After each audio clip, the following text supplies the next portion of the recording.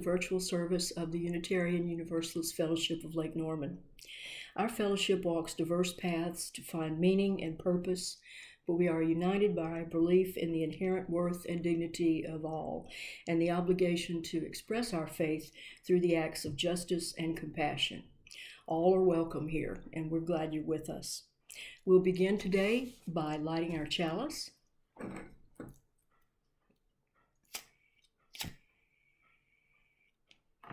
We light this chalice to illuminate the world we seek. In our search for truth, may we be just. In our search for justice, may we be loving. And in loving, may we find peace. My name is Lynn Henderson, and I'm a founding member of the congregation. I've been with the group since 2009. Our speaker today is also a founding member, Laurie Walker. Laurie is a yogi and also believes in mindfulness and practicing meditation. And her message today is about the healing power of returning and starting again.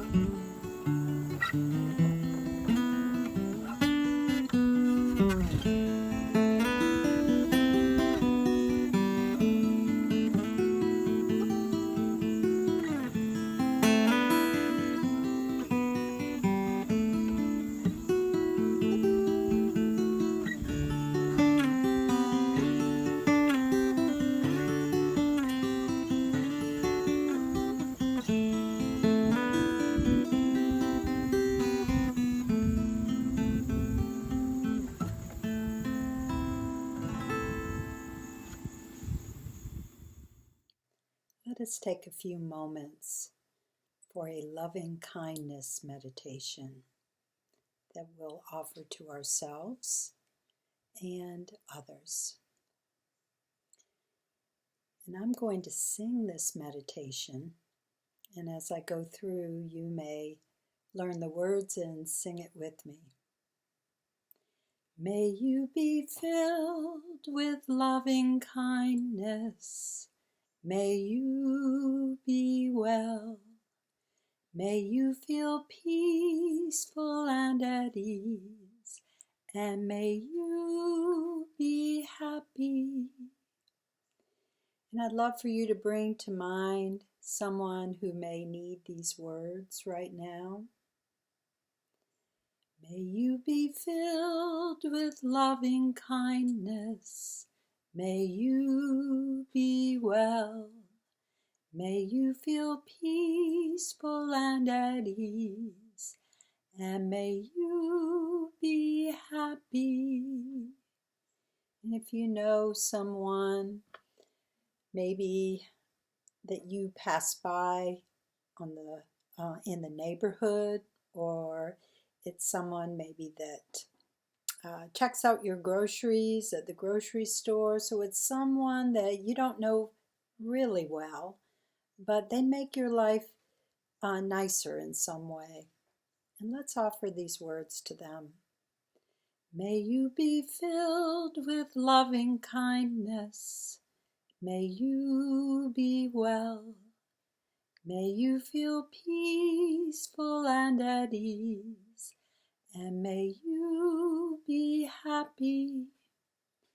And for those who have been affected by the storms in the Northeast, for those who have been affected by the war, these words are for them. May you be filled with loving kindness. May you be well. May you feel peaceful and at ease. And may you be happy. And then finally, and maybe a little more difficult, bring to mind someone with whom you don't agree, perhaps, but you wish these words for them. May you be filled with loving kindness. May you be well. May you feel peaceful and at ease. And may you be happy. May it be so. Our reflection this morning is called "The Healing is in the Return." And it was inspired by a talk that I heard between Sharon Salzberg, respected Buddhist teacher, and Krista Tippett, and it aired on Being. We are returning creatures. In September, many UU congregations gather together again and recommit to one another after a summer break.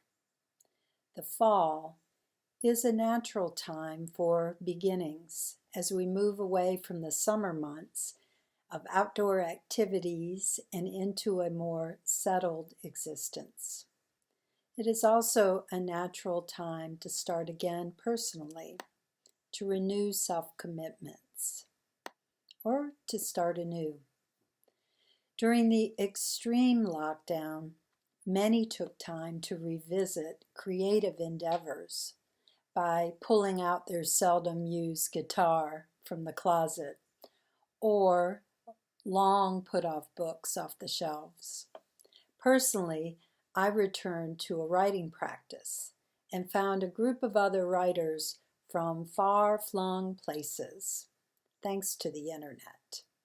Our group just celebrated a 1-year anniversary of writing together. Maybe you can relate to this. My writing is a spiritual practice. I have begun, found a good rhythm for a while, then abandoned strangely when I needed it the most. Stopped when a family conflict paralyzes me or when a sadness knocks me off my pace. Sometimes I have felt like a failure for starting, giving up, and then starting over. Yet this time, in the spirit of all returning creatures, I started writing again, and the experience has been richer and more fulfilling than before. In restarting this time, there was a sense of knowing and familiarity and even wisdom from previous attempts. Plus, I found other writers who have also started and stopped, and through our writing about this and other personal challenges, we have created a sacred bond. Practices of going inward or stillness that nourish us, like writing or guitar playing, whatever they are, seem to fall off when life gets busy. In a return to them, we can often find a greater appreciation and joy than we did before we even started. So Sharon Salzberg teaches a radical lesson called Start and Start Again. Sharon is recognized for being one of the people who brought Buddhist meditation techniques to the West. And for 50 years now, she's been renowned for her teachings. Salzberg says that we learn and even heal not by not getting lost in the beginning, but in starting again. We learn by starting over again and again.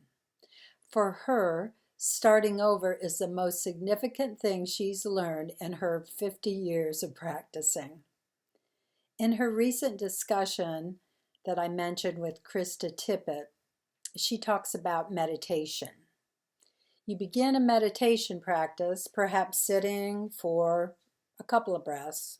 Then it builds up, then it loses its rhythm, then you start again. This isn't an indication of being a failure. All it is a reminder that we are returning creatures.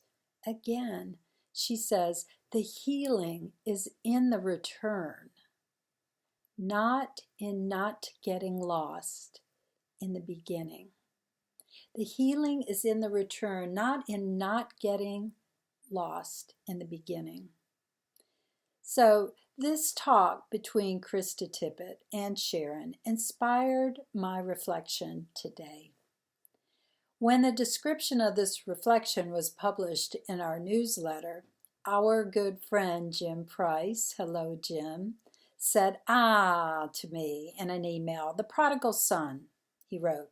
I'll have to admit, I was so caught up in the Buddhist aspect and the teachings of the beginner's mind, I struggle with making that connection. The prodigal son, the parable of the son who squandered his father's gifts and returned with nothing. But I thought, what about the son who followed the right path, who stayed home, who seemingly prospered by following the righteous path? What about him? Well, of course, he was jealous when his brother returned. He complained to his father. Who wouldn't be mad? I'll bet we have a few non-prodigal children in our group. I'm one of them, who had a brother always returning, always forgiven, while I followed a more conventional and compliant path. Not until we can let go of our anger and find peace within can we find well-being. It is not a contest, this life. When we can wish our brother well, we can rest in our joy and peace within. I wonder how this lesson applies to us in relation to returning to higher protective measures that decrease our connectivity, like today's service, right? What wisdom will support us through this next round? What practices and connections can we return to that we thought we might not need for a while? How can we make peace with the unvaccinated, the unmasked? Psychologist Pauline Boss says that when we experience great losses, it can take us back to our original losses. We're not too far from that sense of loss we experienced in the past year and a half, where many felt unseen or uncared for. Our global trauma seems to be compounding and unending. It is frustrating and trying and tiring. It's easy to find blame, yet we start again.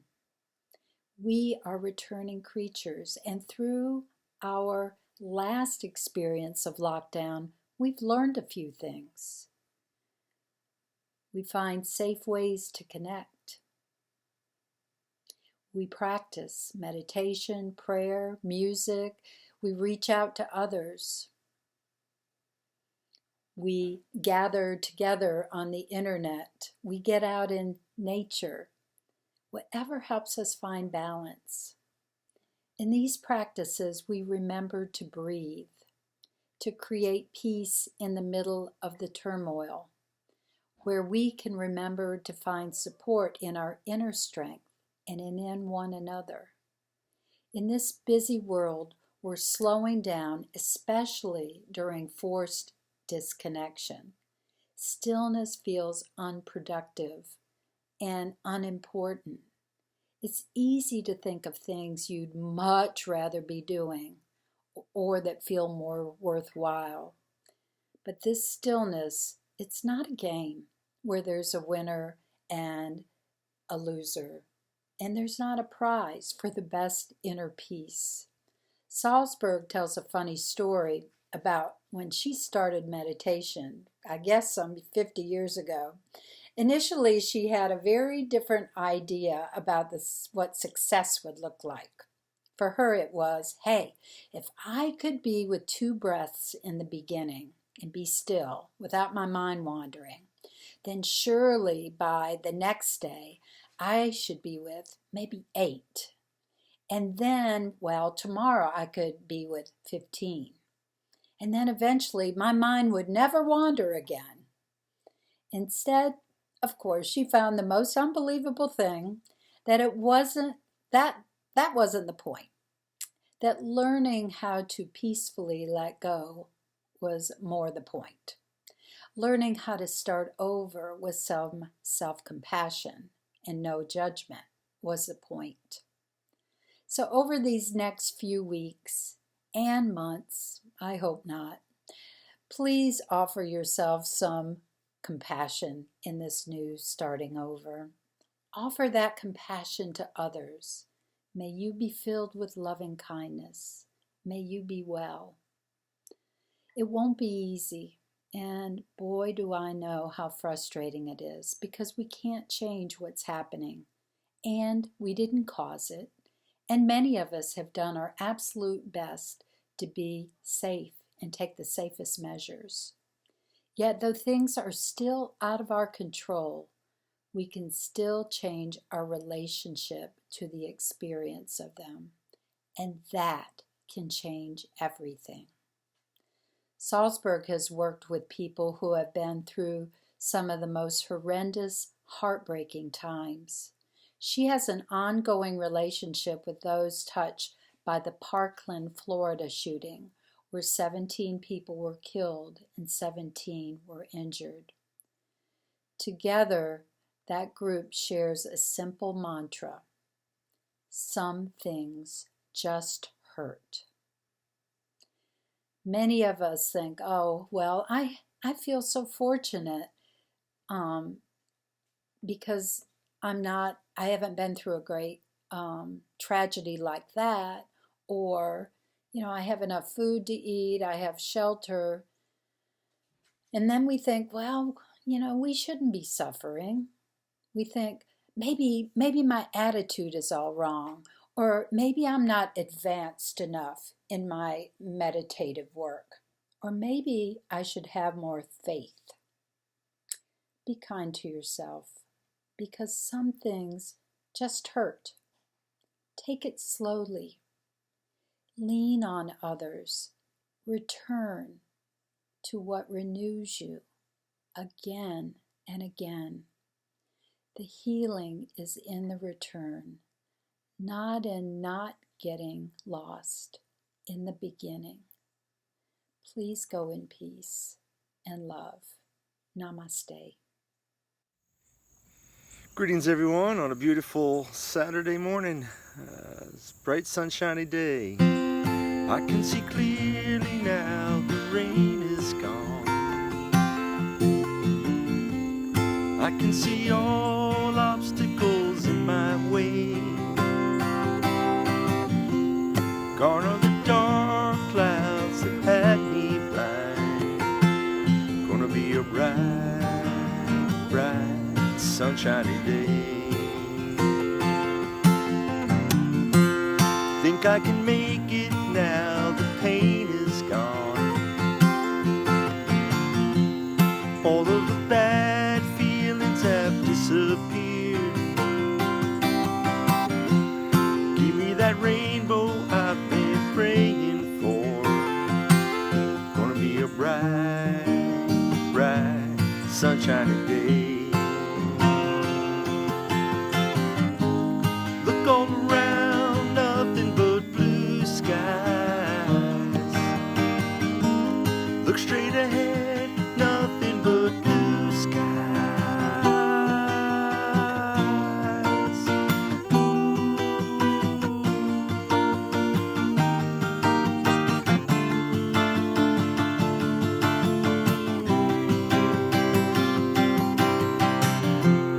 I can see clearly now, the rain is gone. I can see all obstacles on my way. Gone is the dark clouds that had me blind. It's gonna be a bright, bright, sunshiny day. It's gonna be a bright, bright, sunshiny day. It's gonna be a bright, bright, sunshiny day. Take care, everyone. Thank you, Laurie. If you're visiting with us today, welcome, and we're very glad you found us. If you would like more information about our congregation or to stay in touch with us, please contact our membership chair, whose email will appear at the bottom of your screens. We have one announcement this afternoon that we'd like to make. Our North Carolina State Legislature is already redrawing maps for legislative and U.S. congressional districts. The UU Justice Ministry of North Carolina and the group All on the Line have partnered to host redistricting workshops around the state.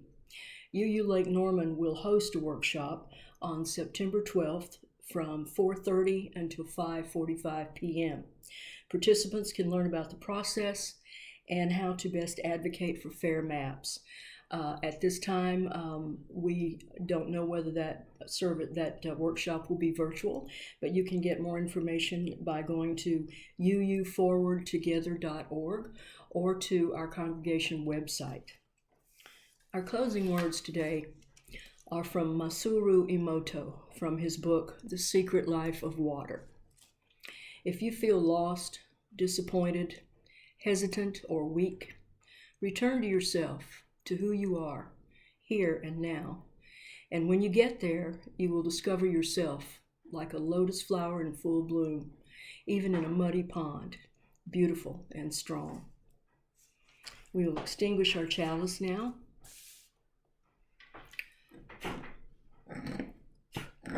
We extinguish the chalice, but not the flame that guides us. May we go forward and live our lives with integrity. Peace be with you. So mote it be.